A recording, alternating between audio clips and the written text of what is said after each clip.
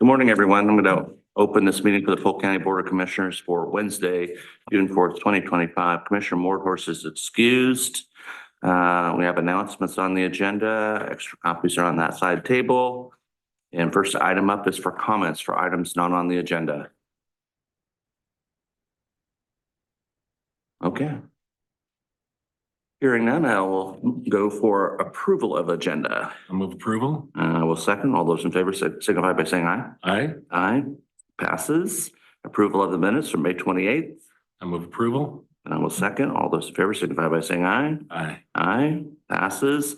Approval of consent calendar. So moved. And I will second. All those in favor signify by saying aye. Aye. Aye. Passes.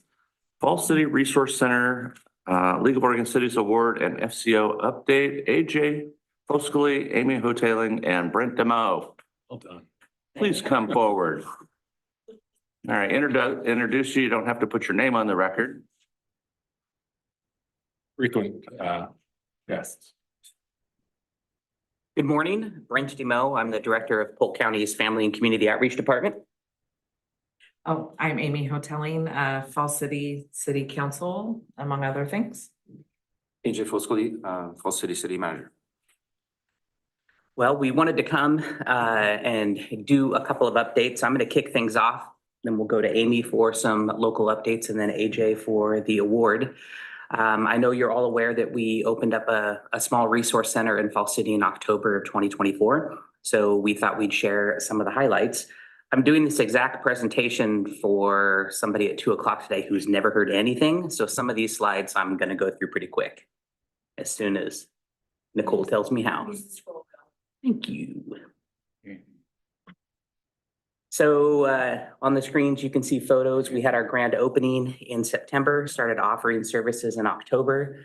The Resource Center has a lobby that is shared by all of the folks that share space with us up there. We'll get to that list here in just a minute. We have 2 family meeting rooms, and that's where we conduct our business with clients. And we have a community classroom conference room that gets used by the community. You'll see that here in a little bit too. And then we also built kind of with some forward thinking 2 medical exam rooms as we are hoping to bring medical services to Fall City as well. These are the current health-related health and wellness providers that are sharing space up in Fall City right now. Polk County Behavioral Health has quite a slew of resources. They have their outpatient services. They have their health resource network staff. Developmental disability spends times up there. And then they also have someone who works with the older adult population. And they have regular meetings with between 6 and 12 senior citizens in Fall City doing some helping combat loneliness and connecting them to resources. And that's what that Age Cafe and Circle of Friends is. We also have public health SWIC program and regular visits from Salem Health doing various types of screenings. We have the dental van up there every other month. And we also have full dental services from Medical Teams International that actually can do extractions and other dental services as well. Other people that are sharing space at the Resource Center, Oregon Department of Human Services, their self-sufficiency program is out there 1 day a week. So we can connect folks to SNAP benefits and other benefits through DHS. The diaper bus will be up there once a month through Bambinos, connecting those families to resources for early childhood and also providing formula wipes and diapers to families that need it. Folks from my department are out there 5 days a week. We have full-time resource connectors, and 1 day a week we have our homeless prevention staff out there as well. And we have pretty consistent staffing from Community Action Agency as well. The Resource Center has become a host site for a slew of different events. Amy, what's your favorite? Tell us about something. Happy Dance. We actually have the Happy Dance. It's a mental health awareness event. And this is our 4th year, and we typically have shut the street down. This year we decided to have it in the Resource Center parking lot to bring attention to the Resource Center and just try something new. And frankly, shutting down the street is a pain in the rear. And it was well attended and we danced and we served food and had resources and it was a lot of fun. And the great thing about that event is that it was started with a Oregon Community Foundation Community 101 grant by the high school students. And it has continued with sponsorships and partners like FCO. How many years do you think we've done it? It's the fourth. Fourth, did you say? Yes. Gotcha. Well, the site is just a real natural place to host things, whether it's the Veterans Barbecue. It is a great place for kids to stop by. You're going to see some stats. I think we're providing snacks for about 80 kids after school on their way home. They can stop and get a snack. I didn't say this at the beginning, but it's definitely implied as AJ is here. It's a great partnership between the county, between the Health Council, Salem Health, and also the city of Fall City. The lot that the resource center is on was donated the use by the city. It's a really big area. It's fenced and it's just a great place to do lots of different events. And I think we've only been getting started in our first, half year or so of operation. We plan on hosting lots of different things there. The picture with the planter boxes, I wanted to let you guys know the students at Amity High School have been awesome. They built 8 giant planter boxes. The community is actually running that. Fall City Thrives and other community members, and all of the food that they're growing, they're going to be giving away as produce to the community. So that's just kind of a neat concept and a neat project there.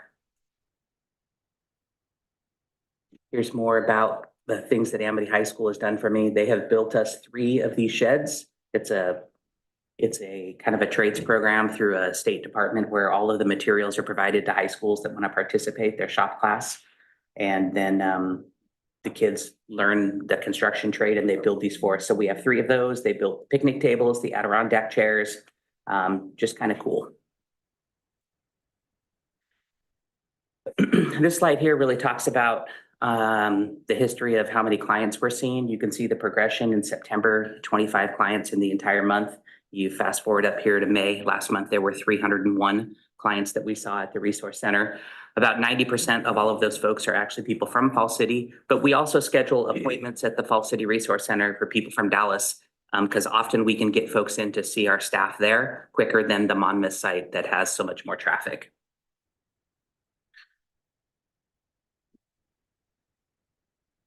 Flora, the resource center coordinator, I asked her to send me some success stories and she sent about 15. So I just narrowed down to a couple. There'll be other opportunity to share those in the newsletter, but just a couple of things here, serving some seniors and helping somebody who had some dietary restrictions. Actually, that was even above and beyond. We helped them get a whole new stove. Are you familiar with that story at all? Cool. One of the things I'm excited about right now is WVP Health Authority is putting together a proposal to start providing medical services.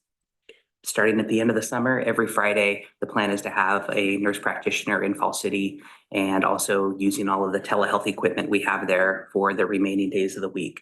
So this is not a done deal. It is just we're checking the feasibility of it, but they are submitting a proposal to the Health Council for 18 months of pilot funding to make this happen. What's WVP got? What's their involvement? Why? There's been a CCO, so. It's interesting. It's almost the perfect partner for this because everybody wants to provide medical services in Fall City, but the population is so small. It's hard to think about how could you bill for that? How could you make money for that? And the majority of people in Fall City are assigned to Praxis Health, which is in Dallas and Salem, but they don't have the ability to go up and provide services there. The unique thing about WVP is they aren't like Praxis or Salem Health. They're not a primary care home. So they can see OHP clients and other clients and bill for insurance, and it's not taking away from where people are assigned to go. And they're one of the only places that has that ability. So it'll be interesting to see the proposal and how it turns out. And they'll have to find a provider that's willing to do it. They have one already. Yeah. So they can bill OHP and other. Yep. They can private bill plans. commercial, private, and OHP. Okay. Last slide here, it just wouldn't be possible, like I said, without all the different partnerships. Willamette Health Council, Falls City, Salem Health, Polk County, we had funding from the Roundhouse Foundation. And then White Oak Construction not only did the whole project up there, but they donated just a ton of things above and beyond what they had to do. We wanted to come give the update because the Falls City Resource Center has become kind of popular across the state as a possible model to provide services in extremely rural areas with small populations. So as Amy knows a lot about what's happening in Falls City, she can talk a little bit about the perspective of how the community or the district and the families are reacting. And then that sort of leads up to what AJ has to say. Thank you. I would just say when this pilot, like when this was first proposed at council meetings, it was the people that didn't need services. It was like, oh my gosh, it's going to become a homeless camp. And the people that did need services were like, we're not going to trust it. And now I hear people that were naysayers on either camp, either coming to the resource center for services or saying, hey, why don't you go to the resource center, when they weren't fans of it to begin with. So that's been a nice thing to witness of, you know, all the naysayers and then everyone just coming together and really enjoying it. I also wanted to say that it's kind of, the community has really bought in a way also that Keith Zinn and Allison Hamilton and a few other community members did the landscape voluntarily with some funds from Roundhouse, and then some donated from Dancing Oaks Nursery. Is that the one? Took on, you know, planting trees and putting rocks around the building and making it sort of a peaceful environment more instead of like a clinical environment, which I thought was really cool. And then of course with the garden with Thrives, but it's been, those of you who knew me when I was mayor, this was my dream and my goal to bring resources to Falls City. So this is above and beyond what I could have ever imagined 10 years ago when I was mayor. So, and it wouldn't be possible without all the partnerships we have, which leads into you. Yes, so the LOC was soliciting nominees for their awards for the spring conference. And the good thing about LOC is that they break it down into size of cities. Knowing what I know about everything that this collaborative group was able to put together, I thought that we had a really good chance of at least being recognized as one of the awards for excellence, but we ended up winning the award for excellence for a small city. And it was really great to have a statewide organization recognize all of the work that had gone into it, to recognize that there is strength in public-private partnerships, and potentially leading to a proof of concept model that could be replicated in rural communities. So in a way, I brought it here with you just to show you. It's in our office, and it's really great to have been recognized by this organization. So yeah. And if I could just add, from a school district perspective, we've really appreciated the partnership.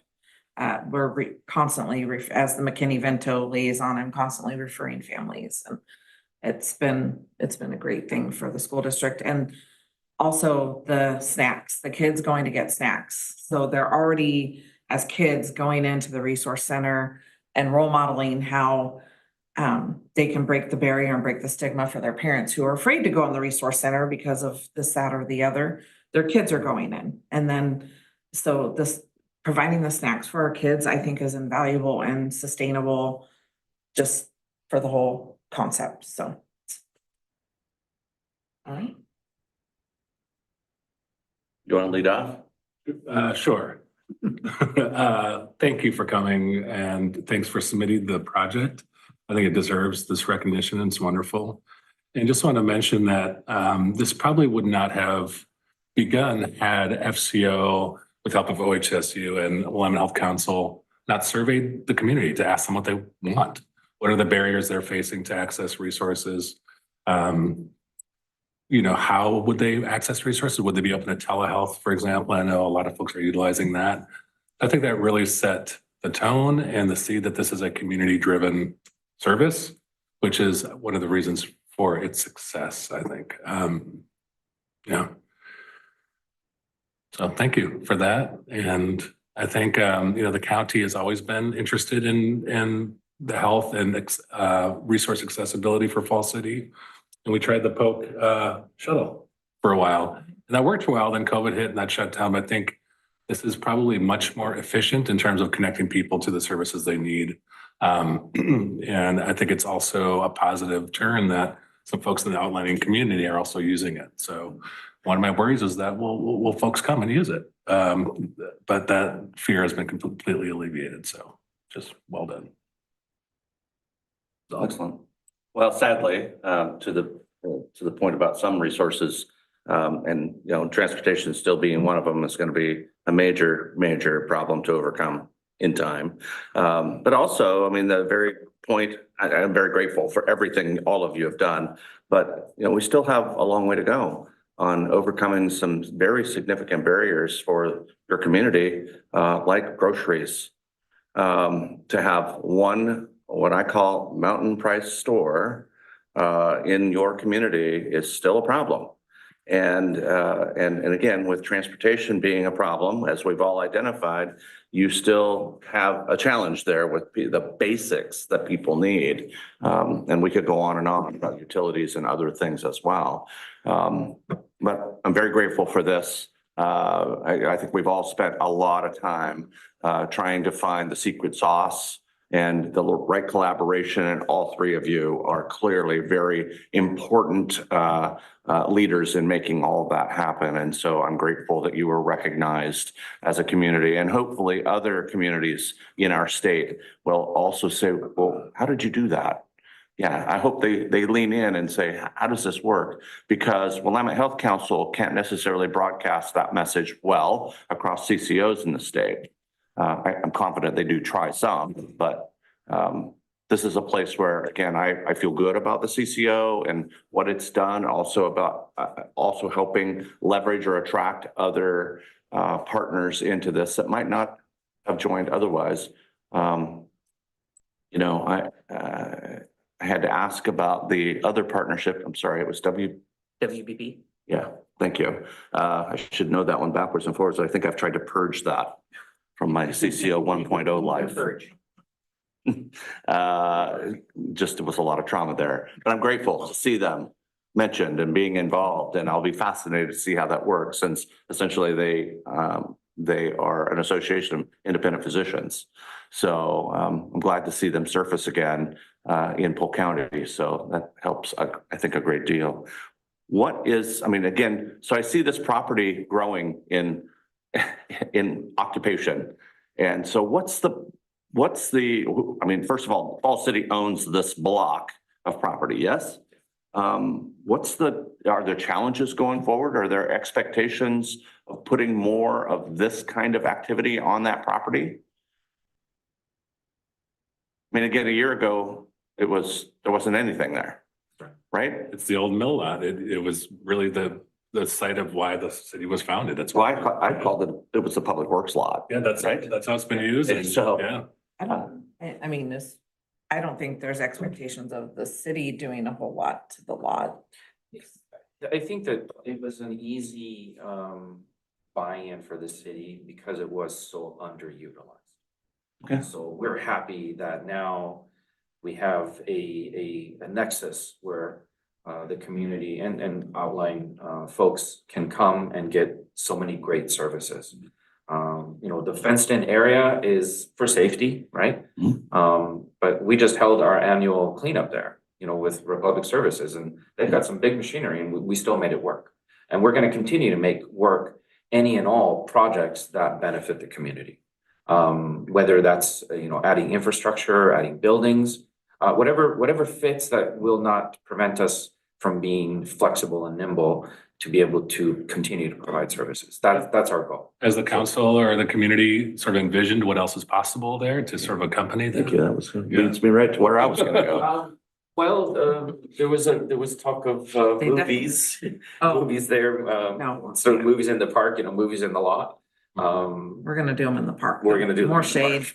That makes more sense. Housing is a big priority of the community that was identified by the community a few years ago. Any talk of development there's a lot of naysay talk from community members about Housing? tiny homes or housing or things like that. Hmm. But council hasn't entertained that. I mean, I did bring up like shelter and different things, and I was I mean, a traditional housing development. lamb-based on every social media outlet possible, so, you know. Good for you for having the courage to at least put a toe in the Yeah. water from time to time. Absolutely. Got to keep track of the temperature. We got a lot of people at our council meeting the next time, so there you go. So, All right. In terms of housing development, like traditional housing, rental, I don't think that lot, but there's conversations on other spaces in Fall City. yeah, okay. Yeah. Just curious. Fall City has quite a bit of residential land that is not really utilized. But we do have infrastructure challenges that we're working on. But yeah, the mill lot, I think for the foreseeable future will be dedicated to both public works and any and all community services. There's other places where housing will eventually develop, and we're working on a couple of potential projects. It seems at the state level, there's some appetite to support, and we have at least one developer who's thinking about it. So the pieces are starting to fall into place, but as you all know, these are not things that develop over weeks or months. They develop over years. Mhm. In some cases, decades.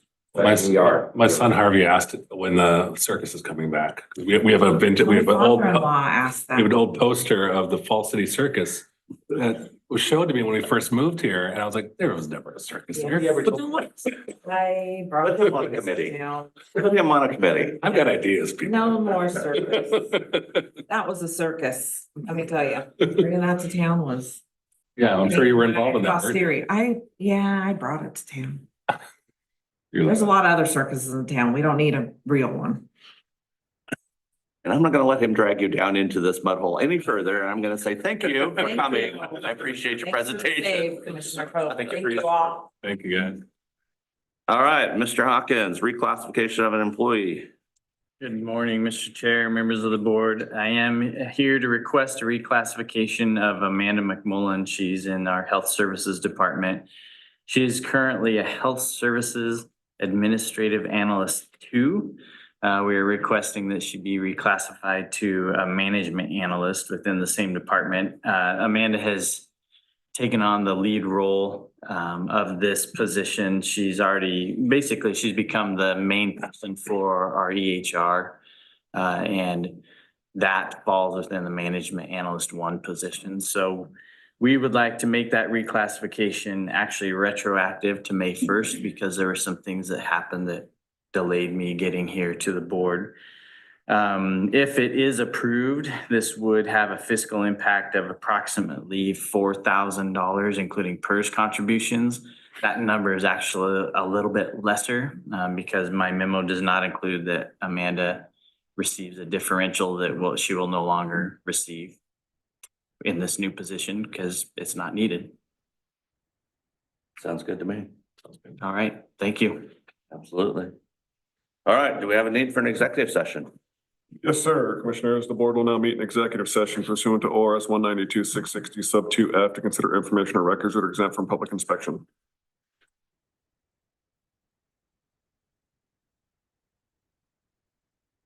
Of course, the members of the media are permitted to attend this executive session, but are not permitted to report on anything observed or heard during this executive session. Thank you, Mr. Polk. And will not